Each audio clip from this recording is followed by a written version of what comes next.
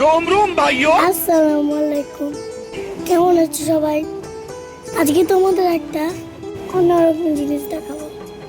আমি আর বড় ভাইজান আর আমার আরো একটা বন্ধু তিনজনে মিলে একটা মাখা করতে চলেছি। কি মাখা? এটা তো তোমরা সবাই शाबाश बेटा। বুঝে গেছো।